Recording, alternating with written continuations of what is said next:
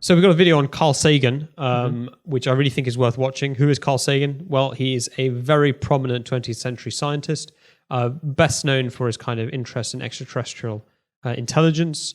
And he was basically a massive popularizer of science. So in his day, he was kind of like the Neil deGrasse Tyson of his era, but way better and more prominent, and less kind of... Anyway, so so he's really prominent. In fact, his viewership continues till this day. Yeah. I mean, we got a guy in the studio who loves him, who's brought up with him as well, and he's of our generation. So yeah, I think his renown is widely spread.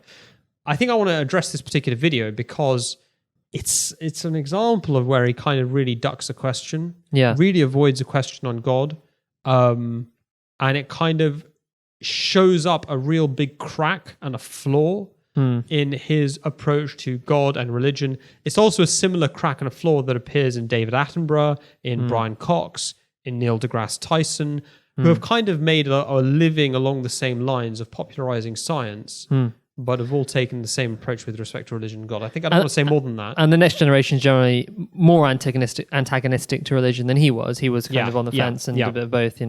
Contact's a fantastic book and film, which approach the subjects in a very brilliant way. But which we can talk about a bit as well. I think it's worth talking about a bit after this. But let's have a watch how the video goes. So the title of the video is Carl Sagan on the Existence of God.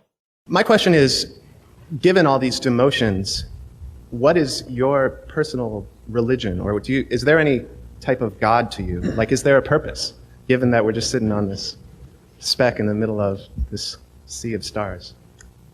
No, I don't want to duck any questions, and I'm not going to duck this one, even though. Could you pause a second? So he said, "I don't want to duck any question." Yeah. So he's asked about is there a God? No. He's asked, "What is your religion? What is your religion?" But he also talks about purpose. What's the purpose of life?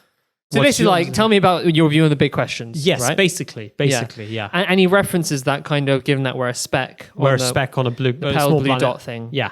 Which I've also had an issue with slightly, but we can address that maybe towards the end. Yeah. So let's continue. continue. And we've got it on slightly faster speed to get through the video a little bit quicker. Yeah, let's do that. High religious personages who are close friends of mine in this room. But let me ask you, what do you mean when you use the word God? Well, I guess my question, it's like, is there a purpose for, given all these demotions, why don't we just blow ourselves up? Why don't we? Yeah, what is our purpose? Let me turn the question around. If we do blow ourselves up, does that disprove the existence of God? No, I guess not. It'll be a little late to make the discovery, but still. Yeah. I guess... Pause it for a second. So, to my understanding, the guy is asking, why don't we just blow ourselves up? I.e., if there is no ultimate meaning, then what is stopping us from killing ourselves? And wouldn't that be as equally meaningful or meaningless as everything else? Yeah. Sagan actually turns that around. So he's answering the question by asking a question. Saying, what do you mean by God? Yeah, what do you mean by God? But then he also asks the next question. If you did, does that disprove God? Which is actually not what the guy was asking. Yeah, it wasn't. It's a completely separate point. Because one is a question on meaning and purpose. Yeah. And he's saying, basically, without God, should we be nihilistic? And Sagan is saying, if that were true, then does that make God's existence? Does that disprove God's existence? But those are two completely separate things. Yeah, questions of God's existence are different to questions of human perception about God's existence. Yeah, and the implications of God's existence or non-existence. Yes, these are two very separate things. Yeah. So it's not quite that. He's somebody committing suicide because they think their life is meaningless has no bearing on whether there is a God. Yeah, that's what I'm trying to say. Yeah. There's no relationship between the two. Yeah. So him posing it as if it's a clever refrain or a clever response, it's actually a completely different issue. Yeah. Is irrelevant. The guy's asking, if life is meaningless, what's therefore the meaning of continuing our life? Why not die? Will it have any ultimate effect? The answer is no, it won't. Yeah. There will come a point in your life, as we've discussed in other videos, there will come a point in your existence after your death when it will not have mattered from a material standpoint whether you had existed or not. Well, and also fundamentally, even during your life, it doesn't matter because nothing matters because nothing has purpose, and you're as we said, the accidental byproduct of an accidental universe. Yeah. So even during your life, it's all meaningless as well. Yeah. Is if the things actual are answer. literally meaningless, if there is no meaning, which is another way of saying it, there is no purpose. Yeah. Purpose can only be imbued by something from above. Yeah. Right. Yeah. Real purpose can only be imbued by the thing which created you. Yeah, absolutely. Purpose is only a coherent question in the context of having been created for an intention, for a purpose. If That's you what- can invent your purpose, then people say, "Oh no, you can find your own purpose." Well, you're finding something to engage yourself, but that doesn't mean you're finding your purpose. Because absolutely, they're two separate things. if you can to decide this is my purpose, and then say, "Actually, no, I didn't really like that. This is my purpose." Neither of them are your purpose. Okay, yeah, exactly, absolutely. Let's continue. I think it's worth continuing. What I'm asking is, since as we kind of make God almost go away in this, as he through these demotions, and I don't mean he, because who knows what God is, but still saying it makes it sort of Right. icky, doesn't it? yeah, it's tough. We like it to be a he, don't we? Yeah, we've been trained to think of it as a he. It seems that through the ages, humans have created a mythological framework that has often involved some kind of higher spiritual powers. And as Every human culture has done that. as that goes away, as we know more and more that, and it seems harder and harder to prove that anything might exist like that, where does that leave us? On our own. Okay, so should we pause it there? So the guy has said, and Sagan has agreed, that every culture, he says, has created a mythology of higher powers. Yeah. That has these qualities and these attributes that obviously we commonly refer to as God, being with these attributes that we commonly refer to as God. Sagan agrees, says yes, every culture has this. Yeah. They call it mythology, which indicates that which implies it's man-made. Yeah. Obviously, we would say it's God-made. Yeah. Where would that lead us? Because if we, in the modern age, we have demoted God from the stations, and now God has gone from being the creator of the universe to being something people have made up. Yeah. That's the demotion he's talking about. Yeah. Then where does that leave us? And Sagan says, on our own. Yeah. On our own, takes a sip of tea. Yeah. Okay. Yeah. Should we go on? Yeah. Which to my mind is much more responsible than hoping that someone will save us from ourselves so we don't have to make our best efforts to do it ourselves. And if we're wrong, and there is someone who steps in and saves us, okay, that's all right. I'm for that, but we, hedged our bets. It's Pascal's bargain run backwards. Yeah, just pause it. It's Pascal's wager run incorrectly. What's Pascal's wager? Pascal's wager is I'm going to believe in God even if I don't know that God exists because I'd rather be safe than sorry. One of my consultants has framed it as where I don't want to get up to the pearly gates and then see God and be like, oh, whoops, sorry. So he's like, I'm not gonna believe in, I'm not gonna do much in terms of being religious, but I'm not gonna rule out the existence of God just in case it comes out to haunt me later on, right? Pascal's wager is a little bit more than that. You live a religious life because even if you're wrong, you haven't really lost that much. But if you are right, you've gained a lot. And if you don't believe in God and you don't live a religious life and you're wrong, then actually that could really come back to haunt you in the next life. Yeah. So he's So saying, how can you turn it around? Because let's say you decide not to live a religious life or believe in God. yeah. And he's talking And- about as and a society. And they're as a society, and they're so the only way that could work is if there's some great grand success which is awaiting an atheistic society, which is not awaiting a religious society, right? Such that if you were to not believe in God, Right. somehow all avenues of progress would be open for you. Yeah. But if you live a religious life, then they would be shut for you. But I don't think I don't anyone really would say see that. anybody saying that. Well, he seems to be implying, I don't know if this is more of a Christian view, I'm not even sure it is, to be honest, that what religious people say is that God is going to come and save you. And so he's saying, well, I would rather we just try and work out things for ourselves, by which he must mean we as a society should come together, live peacefully, denuclearize, etc., because that's a responsible thing to do. And God, if God wants to come down and save us, then that's fine as well. Should I tell you what the problem is with all that? Yeah. The big problem with that is that, he actually answers his own. First of all, I love it how when you really scrutinize what these people are saying, you find that often it's just completely content-wise empty. Like Yeah. Pascal's wager turned backwards. What is he talking about? Yeah, It's just a and people clever keep refrain that clapping. It and just people sounds keep clapping. smart. It just sounds smart, and then they just continue talking. Actually, when you look at it, it's like, no, that's not true. Yeah. Okay, and the previous point he made as well, again, falls apart when you start looking at it carefully. But the reason it doesn't work, he's actually answered his own question. He said all societies throughout human history have created the belief that God exists. Okay, so the question he should have then asked is, well, what is the benefit? Okay. Even on his own premise. Even if on his own premise that it's not true and that God doesn't exist, what is the benefit, therefore? If it's so widely spread, there must be some benefit to society. Yeah, even by Darwinian logic, right? Even by Darwinian logic, has exactly. a survival advantage. That which survives is what is of benefit. Yeah. So the simple answer and the most obvious answer to my mind is that accountability. Okay, he's talking about, well, we can do it on our own and get there on our own. Well, the answer is simple. Human beings do not respond to anything except accountability. They never seek peace. They never seek the pathway which is good unless they will be held accountable for it. Okay, and outside of a framework where there is a higher power to hold you accountable, you can't do it. Fundamentally, you can't, because at some point in a nation's life, there will come a point where the systems of societal accountability break down. Yeah. Okay, it might be a pandemic. Yeah. Okay, it might be a war. Yeah. It might be all kinds of different calamities that fall upon a nation. At some point, the mechanisms of accountability we use to govern ourselves in society, so that you're at least accountable to other human beings, right? Those will fail. Yeah. And at the point that those fail, if you don't have accountability towards a higher power, your society will completely collapse. So he's talking about making it on our own. No chance in hell. Mind the pun. Yeah, and it's also misrepresenting what religion says. Like, religion doesn't say... It depends which religion. Okay. In Christianity, God does save you, quite literally. Right, but in Islam, God expects you to make the sacrifices. Okay, well, I can only talk from an Islamic perspective, and I think something... I would assert that this is what most religious people have a general sense of. Yeah. Which is that it's not that God's going to come and save you from doing everything wrong. Kind of the opposite. Like, if God warns you, don't do wrong things because you're going to encounter suffering. Yeah.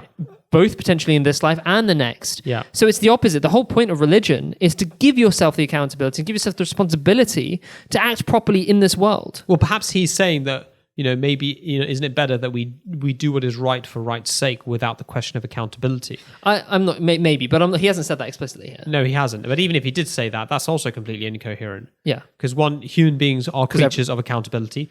And number two, what is right? What is right? Yeah. I think what he's saying is that religion teaches you that you can do whatever you want because God's going to come and save you, which at least in Islam, I think even most Christians would have, would say it's not about that. You have to live your life in a certain way, whether St. Paul said that or not, whatever. But at least in Islam, you have to live your life in a certain way, and that way will have consequences. So, in Islam, you are hugely going to be judged according to whether you have created discord or peace. Whether you are going towards war or peace is a huge thing. Yeah. The Prophet Muhammad, peace be upon him, spoke extremely strongly about people who shed any kind of innocent blood. Yeah. So you have both every motivation that he has from a general sense of I want to help other people, plus religious accountability, pushing you to do good things when you live in a religious context. But he's here asserting that if you live in an a-religious context and you discard religion, that's the better bet for society. It's not the better bet for society. He's almost saying it makes you a better person for not having to act in accordance with the dictates of accountability. The fallacy there is that you won't be acting for the purpose of accountability. Humans always act for the purpose of accountability.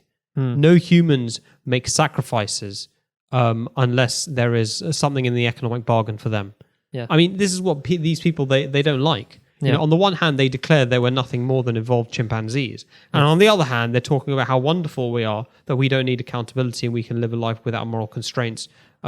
We can live a moral life doing the right thing simply for the sake of what is right, even though they have no logical, theological basis for saying what is right in the first place. I think let's crack on. There's more to see, probably. I'll say another word. The word God covers an enormous range of different ideas. And you recognize that in the way you phrased the question.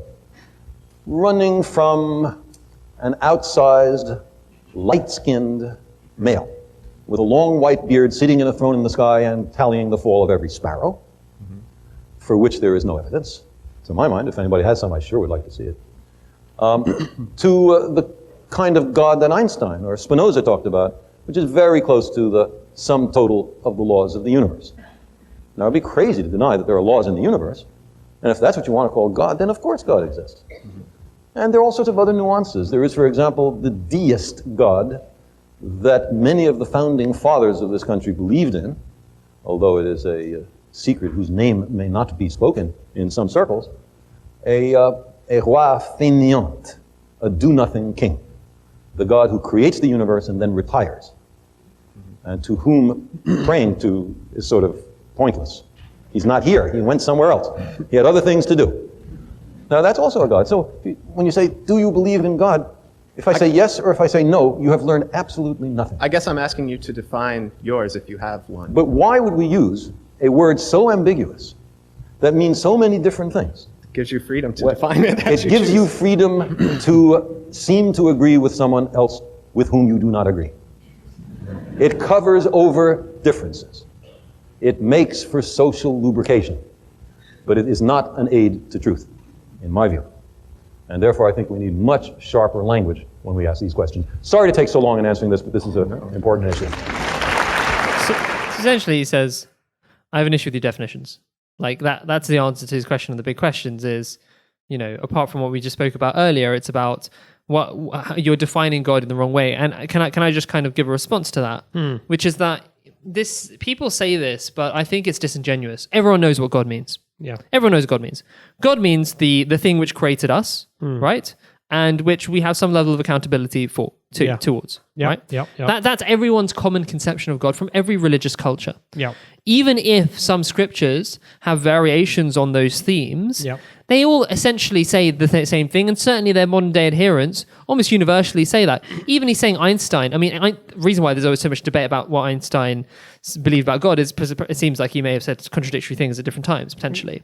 But, very possible, he's a human being. Yeah, but like common Typically, as they get older, they start becoming more religious. I don't know about Einstein, maybe, but he, one of the famous things he said is, why don't you like quantum mechanics? Because I don't think God plays dice. Yeah, he's clearly not talking. But no, he's clearly not talking about the laws of nature. Yes, no, he's not. He's not talking about. No one says that God equals literally the laws of nature, a bunch of mathematical equations. Yeah, I know. Right? I know. No one believes that. I think even Spinoza believes that. Einstein, God does not play dice. The whole point of him saying that, whether or not he fully had certainty in God, he's saying that if God exists, right, he is not someone where the universe, he's all-knowing, basically. And he believed that quantum mechanics contradicted the idea of an all-knowing God. And that wasn't really his picture of the universe, okay? That's what that means. It gives you an indication even for Einstein.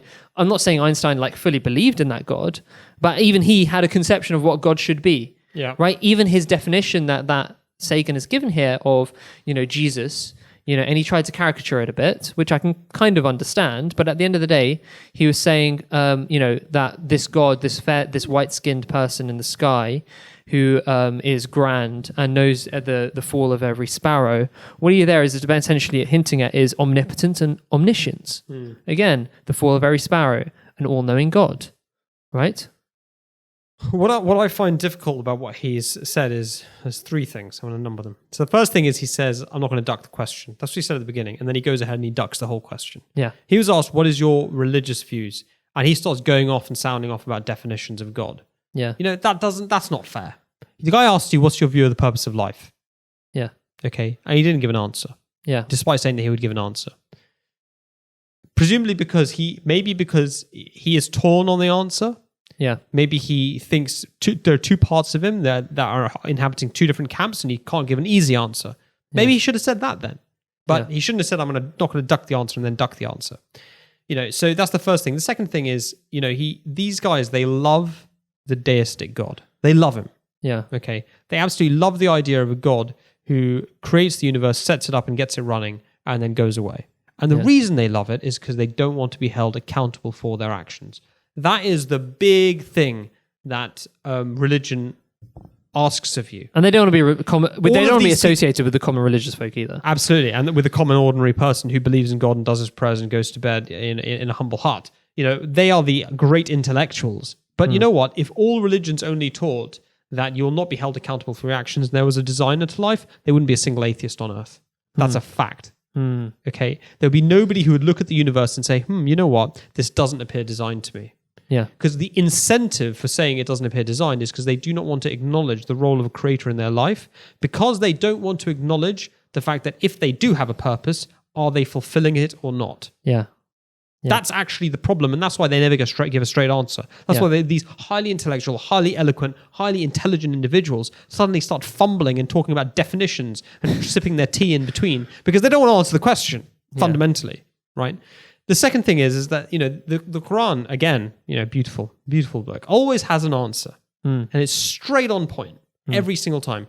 Chapter 21, verse 17 and 18, God says, "And we have not created the heavens and the earth and all that is between the two in sport.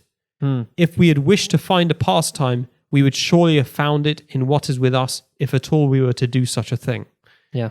Which is basically the definition of a deist God. I made it for fun and then I left. Yeah. God's saying, I don't do things for fun. Yeah. Okay. And of course, a being which controls all of matter, time, and energy. Yeah. You wouldn't expect to have hobbies. So, you know what I mean? Yeah.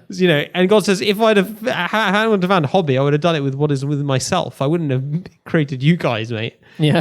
So that's the second thing. And it's just a giant coincidence that all these religious cultures, come up with the exact same conception of God. Yeah. Which is, can I speak to that now, or do you want to finish your point? I mean, there was one last point about them making money off the creation of God. Well, let's finish on that. Why don't you that's give an interesting point. But, one thing which... you make that point. Feel free. No. What I was going to say is that they alluded to it earlier, which is that every religious culture, every culture on Earth has a religion. This has been established through anthropology for hundreds of years, essentially now, or over 150 years kind of thing. The more they looked, the more they found in terms of religious cultures. Yeah. And they found that, there's always essentially a common conception of God. Okay. And as we've spoken about, it's basically the idea of this great thing which created us and which we're going to return to in some way. Yeah. And there may be many, many different names of that God, but actually they're all the same. Yeah. So the Islamic viewpoint on that is not that it was merely survival advantage, and it was just a Darwinian thing where we came up with exactly the same idea, which is an incredibly abstract idea in the first place anyway, which I think makes it implausible from a Darwinian sense anyway. But actually... You have a great point about that you made to me once. Phenomenal point. I can't remember it now. About comparison and analogy. I can't remember. Let me finish my current point. And then I'll tell you the point you told Umar, me. Who's regressing evidently. Wait. But the point I was going to say is that, the Islamic explanation for why there are all these religions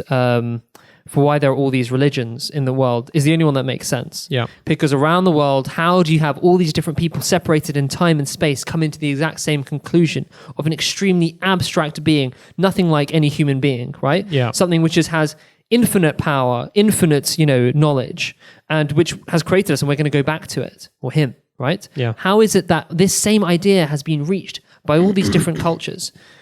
It's implausible to argue that it was just a coincidence, or that it was simply a Darwinian thing, because how did it actually come about? How did the idea come about? How did it catch on? Yeah. If it wasn't true, how did it catch on? Yeah. The only answer is that if you're looking from an impartial mind, is that the same being actually implanted that idea in all these different societies. And that's what the Holy Quran says. Yeah, so I'll give you a quote. Please. Chapter 16, verse 37. "And we did raise among every people a messenger, preaching, worship Allah, the one God, and shun the evil one.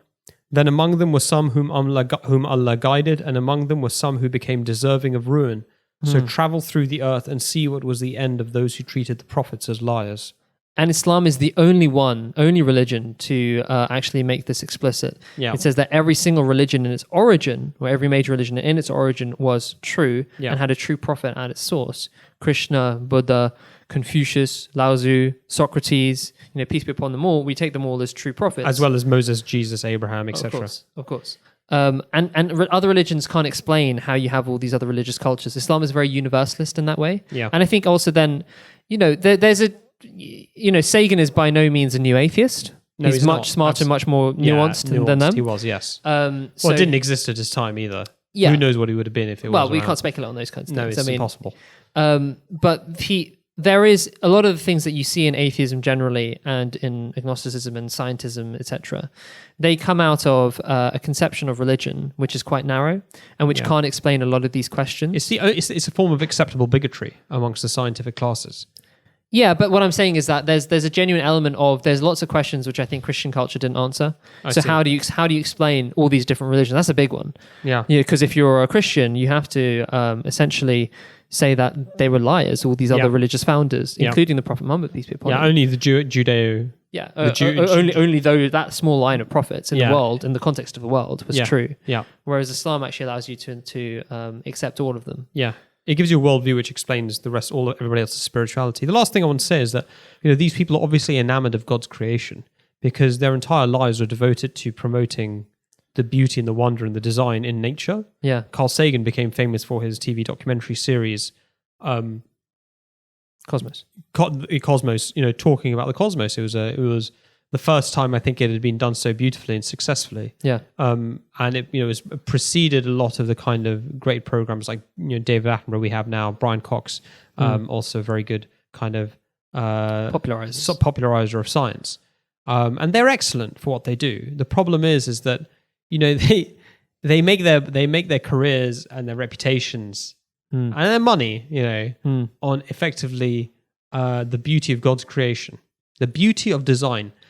If nature was chaos, there'd be nothing beautiful to it. They wouldn't exist either. And they wouldn't exist as popularizers. They exist as popularizers because it's designed, because there is fine tuning, because it's elegant. Yeah. Okay. Because it inspires, wonder in the hearts of human beings. That's why they have a job. That's why he became famous. So what they're good at is presenting that in a clear way. But they don't but at the same time they want to detach the viewer from God. Yeah, they're the creator of the TV show. Exactly. It's almost like God's like impinging or infringing on their kind of domain of like revealing the secrets of nature. Instead of actually recognizing that, this is so wondrous and beautiful and elegant precisely because it actually is ordered. You can't have order without an orderer. You can't have design without a designer. Yeah. So I think, one could be harsher and say, they make their money off God and then disclaim him. But far be it from me to be harsh. Say, I'll stop right there. Well, I mean, what you said reminds me of when I was younger. I can't remember how old, but I remember realizing the contradiction of, you'd see a beautiful painting of a beautiful landscape and the sky. I remember specifically when I was looking at the clouds and I was like, this is absolutely beautiful. And I remember thinking, I was driving back, or I was in the car being driven, and I saw this beautiful like sunset with the clouds, when there's streaks in the clouds and all that. I thought, my God, that's just beautiful. That could be a painting. And then I realized when we see a painting that contains that beauty, which is just borrowed beauty from the real world, yes, we think, this is incredible. Whoever did this is a genius, an artistic genius. This is the most brilliant thing, and it could not have been done except from a brilliant mind. Yes. But when we see it in nature, apparently, a lot of people are like, there's no mind behind that. But have you seen that painting? Let's go to that new exhibition. The last thing I want to finish on is your insight you gave me. I probably nicked it. Which is, maybe you did, but I mean, that's how it came to me. Which was how did the early primitive societies come up with this idea of a transcendental, unique, peerless creator who has nothing in common with any of his creation. Surah Al-Ikhlas, one of the last chapters of the Quran, very short, few verses long. Say he is Allah the One, the Absolute, it means. Not 1, 2, 3, it means Allah the One. In other words, besides whom there is nothing. Say he is Allah the One. Allah the Independent and besought of all. He begets not. In other words, he doesn't have children. Fundamental, right? Nor is he begotten, and he doesn't have parents. There's no lineage above him or below him. He's always been. He's eternal. He's eternal, right? He's not part of a chain of causality. Is effectively what that's saying. He begets not, nor is he begotten, and lam yakul lahu kufuwan ahad. There is nothing like unto him. Imagine that statement. There is nothing like unto him. That's an extraordinary statement. When you really think about it, and it's the point you made to me many years ago, how could a primitive society, looking at the thunder, looking at the wolves, looking at the wind, looking at the fire, looking at nature, come up with a conception of the creator of everything that creator is nothing like any of this? Because you can only extrapolate. You only extrapolate from what is observable. Exactly. You can only extrapolate. And I think, I remember I was making a presentation on this once, and to illustrate it, I had to illustrate the atheistic view of this, which is basically like you have, there are kind of spirits behind things, and then they think, oh, it was a really big spirit, or there was a really big man that did everything. And I remember seeing this kind of, this picture of like this great ice man, and I've used it in my presentations to explain that. But there's still something so fundamental, but then the next part of the story, the atheistic story, is they went from the big ice man to God. And I'm like, That's a fairly big jump, right? Because you're still fundamentally going from something which is material but big Yeah. to something which is transcendent. You're going from the immanent to the transcendent, Yeah. right? Which is a leap of kind, not of degree. Yeah, absolutely. And you can only extrapolate in degree from what you know. Exactly. You can't actually, if you don't have a concept of something which is nothing like anything else that is in existence, Yeah. you can't have a concept of it. And the only possible philosophical answer to that is that God must himself have revealed given it to himself as saying, I am the creator of all these material phenomena, and yet I'm transcendent beyond all of them. And Yeah. I have nothing to, they are totally unlike me whatsoever. In fact, it's like language. Again, this is something which you can't invent. It has to be given to you. Yeah. That's why you have to learn language from a teacher, Yeah. from your parents, Yeah. and what they call feral children who don't have that and aren't Raised in the wild by raised- wolves, that kind of thing. Yeah, Has raised- happened, yeah. They can never learn language. Yeah, right. After They a can't particular invent age, it. after a particular Yeah. age, they can't ever learn You language. can't invent language, right? Like any kind of like language worth being called it. Well, the origin of language, that'll be a different video, I think. But No, but the principle is the same, is that there are things which Yeah, you I have to be understand. given, and the concept, funnily enough, the concept of God has to come through language, which has to be given by God into your brain, which is given by God. So, no, I think, I,